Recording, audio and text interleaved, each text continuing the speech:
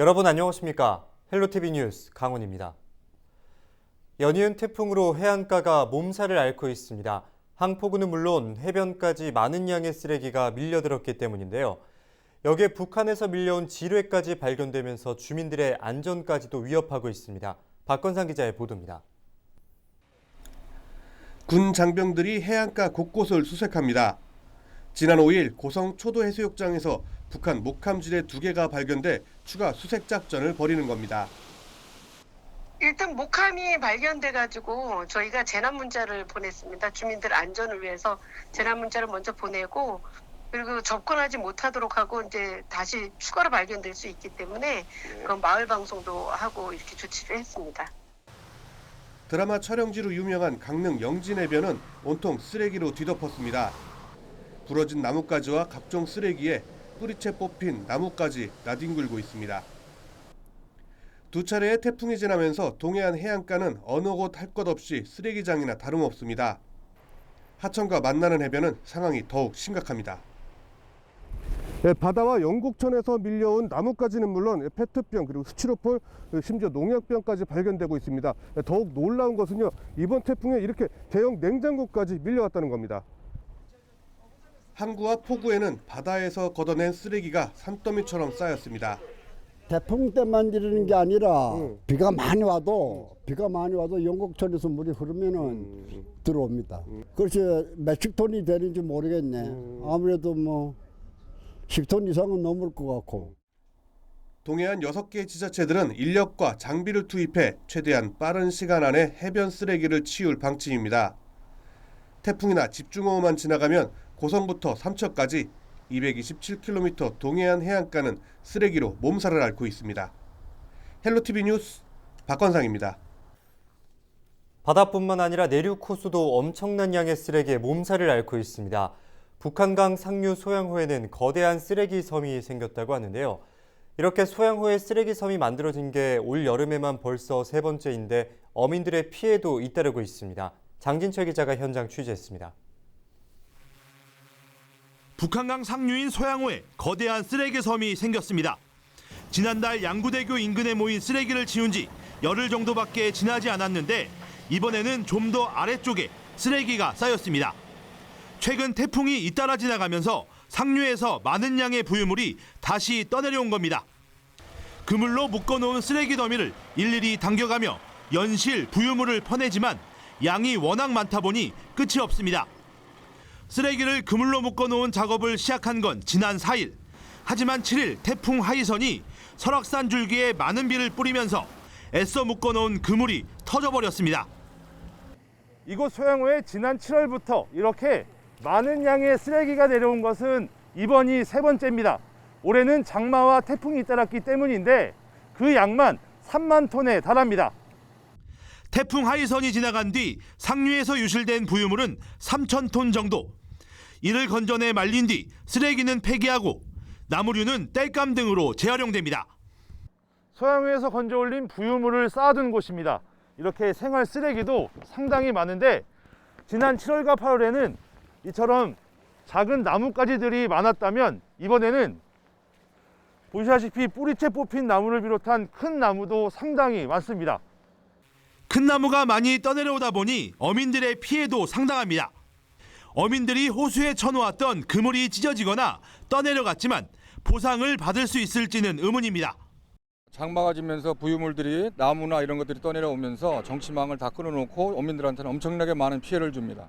고기 잡는 어뢰 행위들이 하기가 어렵고 거기에 따른 그 보상 체계가 제대로 돼 있는 게 없습니다. 그래서 군이나 정부에서 이런 어민들의 애로사항들을 좀 감안을 해서 한국수자원공사는 늦어도 다음 주까지 부유물을 모두 걷어내겠다고 밝혔습니다. 시간이 길어져 부유물이 가라앉으면 수질에도 악영향을 주기 때문입니다. 다음 주 한 15일까지는 이번 양은 다 수거할 계획입니다. 빨리 수거하지 않으면은 그 미관상 좋지 않고요. 그리고 그것이 이제 나중에 물에서 이제 수질 오염을 유발시킬 수 있다고 봅니다. 많은 비만 오면 이 같은 피해가 반복되고 있는 상황. 현재로서는 예산을 투입해 부유물을 신속하게 걷어내는 게 유일한 대안입니다. 헬로티비 뉴스 장진철입니다. 최근 동해안 지역을 잇따라 강타한 태풍의 영향으로 도내 도로 곳곳이 피해를 입었습니다. 끊기고 무너지는 등 피해 도로가 무려 200여 곳에 달한다는데요. 급한 대로 응급복구 조치는 하고 있지만 반복적인 피해를 막기 위해서 대책이 필요해 보입니다. 김선아 기자가 취재했습니다.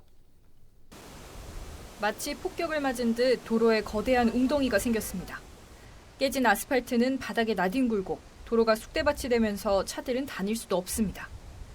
산사태에 쏟아져 내린 흙과 나무는 여전히 길 한편을 막고 있습니다. 임시방편으로 시설물을 세워 차의 접근을 막았지만 금방이라도 흙들이 흘러내릴 듯 아찔합니다. 태풍이 지나가고 난 뒤 이처럼 복구 작업이 한창이지만 여전히 크고 작은 도로 곳곳에 차량 통행이 통제되고 있는 상황입니다. 연이은 태풍이 강원도를 덮치면서 국도와 지방도 등 도내 도로 200여 곳이 피해를 입었습니다. 중장비가 동원돼 무너진 제방을 세우고 대형 가스관로가 드러난 도로를 다시 복구하는 작업이 진행됐습니다. 하천폭도 좁고 그러다 보니까 이제 또 가파르고 유속이 너무 세다 보니까 이게 여기는 여기 공법이랑 또 틀리는 공법이니까 아마 시간이 소요가 더 많이 됐다. 삼척뿐만 아니라 고성, 양양 등에서도 응급 복구 조치가 이뤄지고 있지만 정상적인 차량 통행이 가능하기까지는 많은 시간이 걸릴 것으로 보입니다. 문제는 매년 태풍과 집중호우가 올 때마다 이러한 피해가 반복된다는 것. 전문가들은 복구를 할 때 단순히 피해를 입기 전 상태로 돌리는 기능 복원만 하기 때문이라고 지적합니다. 예산이 들더라도 발생 원인을 근원적으로 해소할 수 있는 개선 작업이 필요하다는 겁니다. 이런 것을 하기 위해서라도 우리가 국가 차원에서 정부 차원에서 대대적인 예산을 투입을 해서 위험지구에 대한 대체 방안을 마련할 필요가 있다고 봅니다. 강원도와 각 시군은 오는 15일까지 응급복구를 마무리한다는 계획입니다. 추가 가을 태풍이 올 수도 있다는 전망이 나오는 가운데 유사한 사례를 막기 위한 항구복구는 과제로 남았습니다. 헬로티비 뉴스 김선아입니다. 네, 그런가 하면 이번 태풍 하이선은 올해 한반도에 불어닥친 4번째 태풍입니다. 태풍 발생 빈도는 예년과 비슷하지만 위력이 갈수록 거세지면서 큰 피해를 낳고 있는데요. 전문가들은 이 역시 지구 온난화에 따른 기후 변화를 대표적인 원인으로 꼽았습니다. 홍승현 기자입니다. 세차게 몰아친 강풍에 유리창이 산산조각 났습니다. 장대처럼 쏟아지는 폭우에 도로는 물바다가 됐습니다. 집중호우를 이기지 못한 산비탈이 그대로 무너져 내리면서 주차장 차량을 덮칩니다. 이렇듯 삽시간에 큰 피해를 낳는 태풍. 최근 몇 년 새 우리나라에 접근하는 태풍이 크게 늘었습니다. 지난 30년간 한반도로 향한 태풍은 한 해 평균 3.1개. 그런데 지난해에는 무려 7개의 태풍이 한반도에 영향을 미쳤습니다. 국내 기상 관측 이래 가장 많은 기록입니다. 작년처럼 7개, 올해도 4개네요. 한 해를 두고서 우리나라의 태풍이 무지무지 막 많이 늘어났다 이렇게 단정적으로 말하기는 어렵지만 태풍이 우리나라까지 접근하는 그 접근 횟수가 늘었고 그다음에 세기가 강해졌다 이렇게는 볼 수 있어요. 문제는 태풍의 수보다 위력이 갈수록 세진다는 점입니다. 최근 10년간 한반도에 영향을 준 태풍의 절반은 초속 44m를 넘는 강한 바람을 동반했습니다. 여기에 올해는 태풍 바비에 이어 마이삭과 하이선까지 불과 열흘 만에 3개가 잇따라 한반도를 덮쳤습니다. 모두 매우 강에 해당하는 태풍으로 이렇게 강한 태풍이 연속해 국내에 영향을 미친 건 관측사상 처음 있는 일입니다. 전문가들은 지구 온난화에 따른 기후변화가 태풍의 위력을 키웠다고 설명합니다.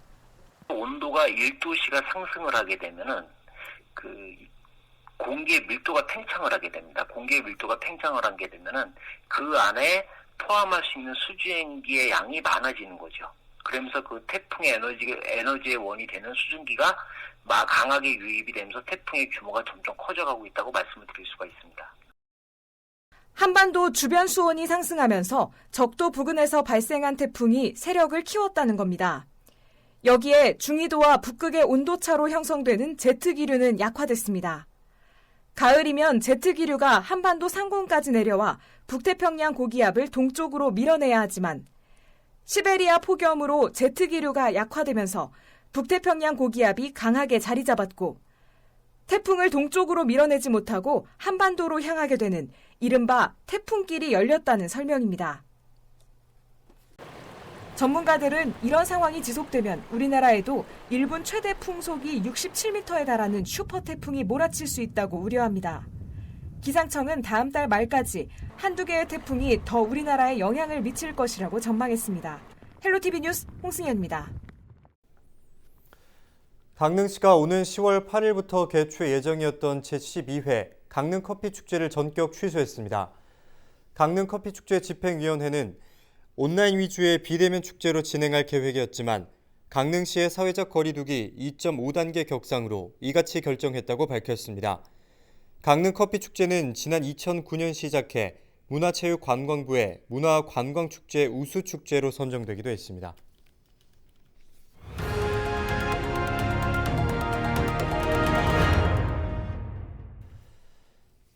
코로나19 장기화에 따른 경기 침체로 소상공인과 자영업자는 물론 주민들의 피해가 눈덩이처럼 커지고 있습니다.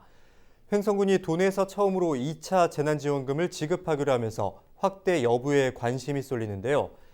춘천시에 이어 강릉시, 원주시도 지급을 검토하기로 했는데 가뜩이나 열악한 재정 여건으로 쉽지는 않아 보입니다. 이다혜 기자입니다.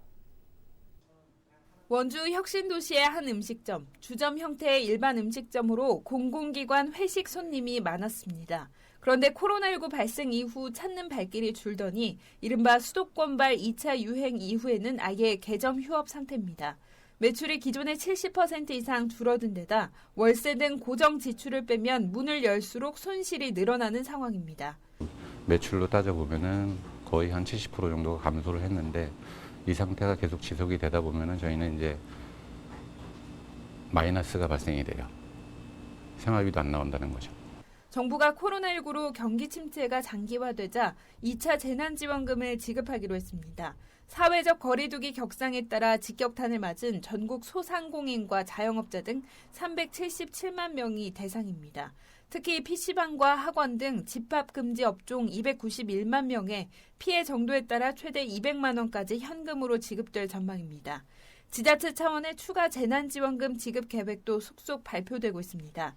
횡성군은 도내 처음 2차 재난기본소득을 주기로 확정했습니다. 모든 군민의 1인당 10만 원씩 47억 원을 확보해 지급에 나설 계획입니다.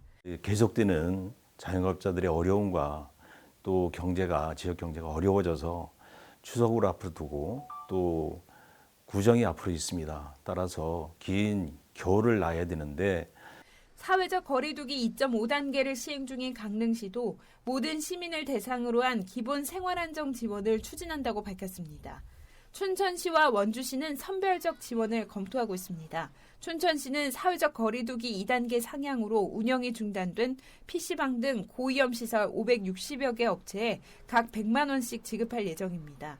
도내에서 가장 많은 확진자가 발생한 원주시는 당초 재정 여건상 추가 지원은 어렵다는 입장이었지만 영세 자영업자의 피해 상황을 감안해 선별적 지원 가능성을 언급했습니다. 금년 내년까지도 지방채 발행이 불가피하다 이렇게 파악되고 있는 상황에서 어려움이 있습니다만은 지금 자영업자라든지 이런 분들에 대해서 어려움을 잘 알고 있기 때문에 이 밖에 도내에서 2차 재난지원금 지급을 공식적으로 발표한 곳은 없습니다. 강원도는 2차 재난지원금 지급과 관련해 각 지역의 피해 상황을 종합적으로 고려해 판단하겠다는 입장입니다. 도내에서도 지자체마다 코로나19 피해 규모와 형태, 재정 여건 등이 제각각이기 때문입니다. 예산이 어떻게 보면 이렇게 강원도 예산이 이렇게 녹록치 않은 건 다 시도도 마찬가지겠지만 그렇기 때문에 코로나의 어떤 그 확산이라든가 이런 부분들을 좀 보고 종합적으로 이렇게 검토돼야 될 부분 같아요. 코로나19 장기화로 지역 주민이 체감하는 피해도 갈수록 커지는 상황, 추가 재난지원금 지급에 관한 지자체들의 고민이 깊어지고 있습니다. 헬로티비 뉴스 이다혜입니다. 요즘 장 보러 나가보셨습니까? 배추 한 포기가 10,000원을 오르내리락 하는 등 과일과 채소값이 치솟아 장보기가 무서울 정도입니다. 유례 없이 긴장마에 연이은 태풍까지 이어져 출하량이 줄었기 때문인데 심상치 않은 물가 오름세에 벌써부터 추석이 걱정입니다. 한정 기자가 보도합니다. 유례 없이 긴 장마에 이어 연이어 불어닥친 태풍. 황금빛으로 물들어야 할 논밭은 형태를 알 수 없을 정도로 물에 잠기거나 흙으로 뒤덮였습니다. 탐스럽게 연그러야 할 과수도 썩거나 떨어져 상품성을 잃었습니다. 코로나19로 집밥의 수요가 늘었지만 자연재해로 장바구니에 물가까지 치솟으면서 소비자들의 장보기는 고통스러울 정도입니다. 장을 보러 나와도 바구니는 채워지지 않고 한참을 망설이며 들었다 놨다를 반복합니다. 쉽게 구할 수 있는 당근도 물어보면 몇 개 전에는 1,000원 이렇게 했던 게 지금 3,000원으로 올라가고 하여튼 제가 하나도 못 샀어요. 그래갖고 모든 게 다 올랐죠. 이게 야채가 비싸니까 그거에 대한 거 고기보다 더 비싸다 그럴까? 조금씩 있는 거 먹는 거지 조금씩 사고. 특히 김치의 주 재료인 배추는 물량 부족으로 가격이 천정부지로 치솟았습니다. 9일을 기준으로 9,700원을 넘어 지난해보다는 배가량, 평년에 비해서는 30% 이상 올랐습니다. 무도 개당 4,000원까지 오르고 건고추도 평년 가격의 배 가까이 뛰었습니다. 국민 생선이라고 불렸던 고등어, 오징어도 이제는 가격이 만만치 않습니다. 이딴 태풍으로 조업이 제한되면서 고등어는 3,000원을 넘어 지난해보다 23% 오르고 3,000원대이던 오징어도 마리당 5,000원을 넘었습니다. 과일도 가격은 치솟았는데 일조량의 부족으로 상품성이 떨어져 상인들도 난감하기는 마찬가지입니다. 지금 코로나 때문에 소비가 안 되면 떨어져야 되는데 떨어지는 게 아니고 올라갔어요. 장마가 길어지면서 수확량이 적고 경과가 많이 있으니까 가격도 그렇다고 떨어지거나 그러진 않아요. 긴 장마 때문에 물건값은 내려 올라가고 소비는 위축되고. 또 수확기에 장마와 태풍이 이어지면서 물가 오름세는 추석 장보기에도 영향을 미칠 것으로 전망됩니다. 중국이 나온다면 상관이 없겠는데 지금 상태로 간다면 추석 때도 장사가 잘 되진 않을 것 같아요.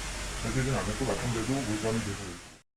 여기에 인건비 상승 등으로 공산품 가격이 오르고 집세와 월세도 오름세를 보여서 소비자들의 부담을 가중시키고 있습니다. 코로나19에 이어 유례없는 긴 장마로 농산물 가격까지 급등하면서 서민들의 삶이 더욱 힘겨워지고 있습니다. 헬로티비 뉴스 한지영입니다. 강원도가 인플루엔자 무료 예방접종을 확대한다고 밝혔습니다. 강원도는 코로나19와 증상이 유사한 인플루엔자가 동시에 유행하면 진료 혼선은 물론 병상과 의료 인력 부족 등의 문제가 발생할 것을 우려했습니다. 이에 인플루엔자 무료 예방접종 대상자를 생후 6개월부터 만 18세 미만, 만 62세 이상, 임산부 등 66만 3천 명으로 확대했습니다.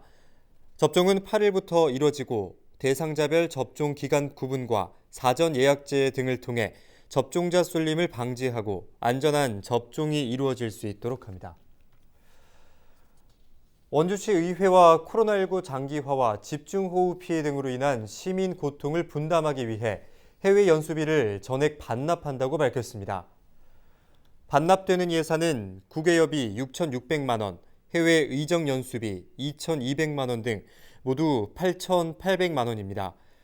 원주시 의회는 이번에 삭감된 예산을 제4회 추가 경정 예산에 포함해 코로나19 극복 관련 예산 편성에 도움이 될 것으로 기대하고 있습니다. 이륜차 교통사고가 주말과 야간 시간대에 집중되는 것으로 나타났습니다. 도로교통공단은 최근 5년간 이륜차 교통사고를 분석한 결과 금요일과 토요일에 사고가 많이 나고 특히 저녁 식사와 야식 배달이 많은 저녁 6시부터 밤 10시 사이에 사고가 집중됐다고 설명했습니다. 또 연령대로는 20대 이하 운전자가 전체 이륜차 사고의 41%를 차지했다고 덧붙였습니다. 공단은 배달 문화 확산과 함께 이륜차 사고 위험 또한 증가했다며 보호장구 착용과 교통법규 준수를 당부했습니다. 네, 평창군 장암산 일대가 국내 최초로 경관형 자연휴양림으로 조성됩니다. 산림청은 평창군 평창읍 상리산 1번지 일대 100만 제곱미터를 장암산 자연하늘 휴양림으로 지정 고시했습니다.